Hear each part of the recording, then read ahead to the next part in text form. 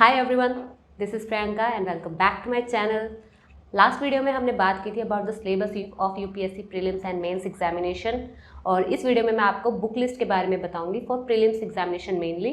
Next video में मैं आपको मेंस एग्जामिनेशन की भी बुक लिस्ट पूरी आपको दूंगी। सबसे पहले हम बात करते हैं कि प्रीलिम्स एग्जामिनेशन के लिए जो आपके मेन कोर सब्जेक्ट्स है that is your history, polity, economy, geography, science and tech and environment. हम सब्जेक्ट वाइज लेते चलेंगे और सब्जेक्ट वाइज ही मैं आपको जो है इसकी बुक लिस्ट के बारे में बताती रहूँगी। और एक चीज़ और भी है, इसमें एनसीईआरटी के बारे में बहुत से लोगों को बहुत जो है प्रॉब्लम रहती है। मैं अपनी बुक लिस्ट को मैंने बहुत ही ज़्यादा मतलब छोटी बुक लिस्ट रखी है मैंने, बहुत ज़्यादा इतने ज़्यादा कोई रिसोर्सेज नहीं है कि आपको बहुत प्रॉब्लम होगी ढूंढने में रिसोर्सेज या फिर बहुत ज़्यादा प्रॉब्लम होगी पढ़ने में। प्लस अगर हम एनसीईआरटी की बात करें कि एनसीईआरटी आपको पढ़नी चाहिए कि नहीं, that is totally your choice. अगर आपको लगता है कि आपने जो है आपकी कंसेप्चुअल क्लैरिटी बहुत अच्छी है, आपने ग्रेजुएशन में भी यही सब्जेक्ट्स लिए हैं और आपने 6 to 12 भी बहुत अच्छे से अपनी की है, बहुत अच्छे से समझकर सब्जेक्ट्स को किया है, सारी कंसेप्ट्स की क्लैरिटी आपको है, तो एनसीईआरटी को उठाने की ज़रूरत नहीं होती। आप सीधा अपने मेन जो बुक्स है उसके ऊपर रेफर कर सकते हैं। बट अपार्ट फ्रॉम दैट अगर आपको कहीं भी डाउट लगता है तो आप 6 to 12 की एनसीईआरटी पढ़ सकते हैं। It totally your call and your choice. तो हम स्टार्ट करती हूँ मैं। सबसे पहले बात करते हैं हम पॉलिटी की। पॉलिटी के लिए एनसीईआरटी 6 to 12 तो मैंडेटरी है ही। मैंडेटरी इन द सेंस अगर आपको कंसेप्ट्स की क्लैरिटी नहीं है, स्टिल अगर आप चाहते हैं कि थोड़ा बहुत आपको पता है, तो कंसेप्ट्स आपके क्लियर हैं, तो आप एनसीईआरटी जो है +1 और +2 की ज़रूर रीड करें। और उसके साथ साथ आप एम लक्ष्मीकांत की बुक को अटैच करें। एम लक्ष्मीकांत जो बुक है बहुत ही अच्छी बुक है।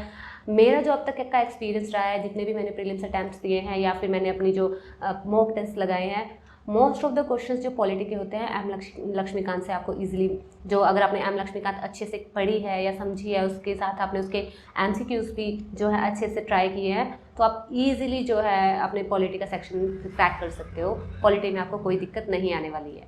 उसके बाद हम बात करते हैं हिस्ट्री की।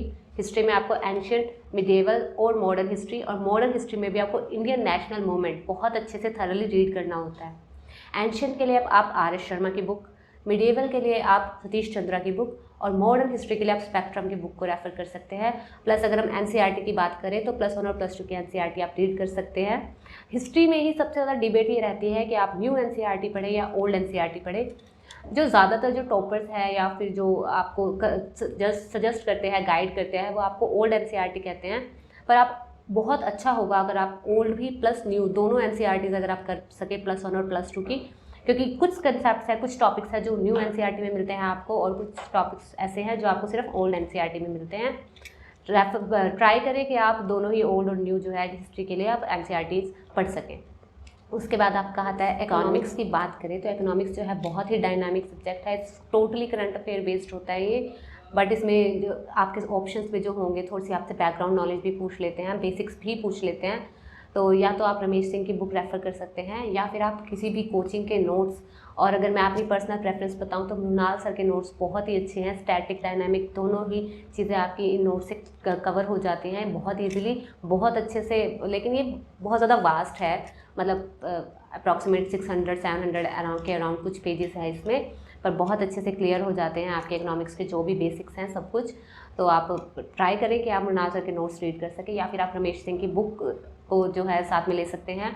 प्लस आपको इसके साथ करना होता है इकोनॉमिक सर्वे एंड बजट, बहुत ही ज़रूरी है ये भी।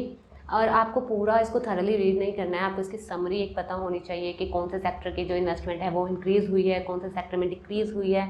ऐसे कुछ पॉइंट्स हैं, इजीली यूट्यूब पर आपको वीडियोस मिल जाती हैं, उनसे भी आप नोट्स जो है वो ले सकते हैं, या किसी कोचिंग के जो नोट्स हैं इकोनॉमिक बजट और सर्वे पर, और वो आप उनसे आप प्रिपेयर ईजिली कर सकते हैं। कोई ज़्यादा प्रॉब्लम नहीं आती इकोनॉमिक सर्वे और बजट में।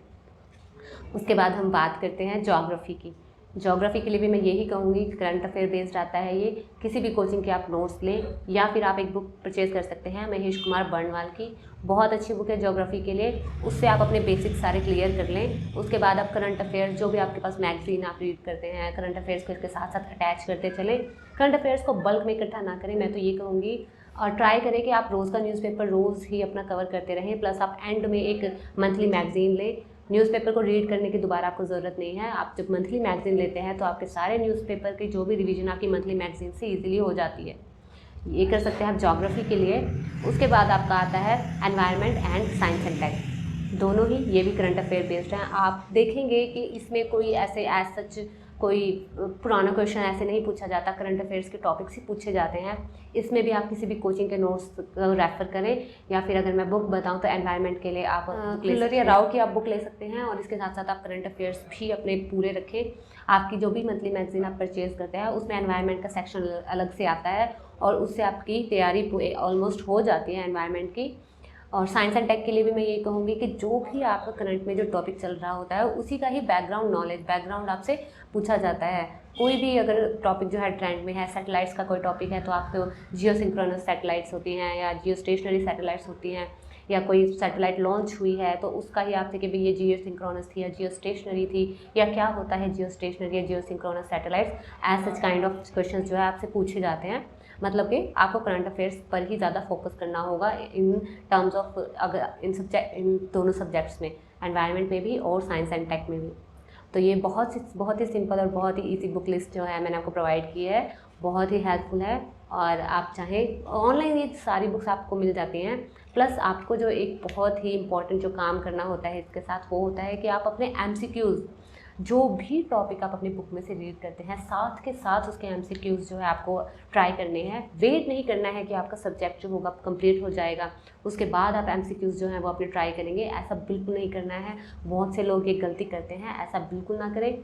कोई भी आप MCQs की बुक ले सकते हैं, या प्रीवियस ईयर क्वेश्चंस आप उस टॉपिक के जो स्पेसिफिक टॉपिक जो भी आपने रीड किया है उसके जो प्रीवियस ईयर क्वेश्चंस हैं वो आप ट्राई करके देखें। इससे आपको आइडिया, एक माइंड में एक आइडिया लग जाएगा कि क्वेश्चंस किस टाइप से पूछे जाते हैं, और क्या उस टॉपिक को उस डेप्थ के साथ आपने रीड किया है, और क्या आप उस क्वेश्चन को अटैम्प्ट कर पा रहे हो। इस तरीके से अगर आप ट्राई करेंगे तो कोई भी बर्डन नहीं लगेगा आपको, और आप साथ के साथ ही आपके टॉपिक्स प्लस आपके MCQs जो है वो प्रिपेयर होते रहेंगे। और एंड में सिर्फ आपको मॉक टेस्ट लगाने होंगे। मॉक टेस्ट रिवीजन करते रहें, और मॉक टेस्ट जितने ज़्यादा से ज़्यादा मॉक टेस्ट आप लगा सकते हैं उतने ज़्यादा बेटर होंगे। CSET की अगर हम बात करें तो CSET के लिए आप क्या कर सकते हैं। CSET के लिए आप अरिहंत की बुक आती है CSET की, उसमें जो है आपके प्रीवियस ईयर क्वेश्चन पेपर्स भी हैं सारे इसके, मतलब जब से एग्ज़ाम जब से स्टार्ट हुआ है तब से जो भी क्वेश्चन पेपर्स है सारे आपको उस अरिहंत की बुक में मिल जाएंगे।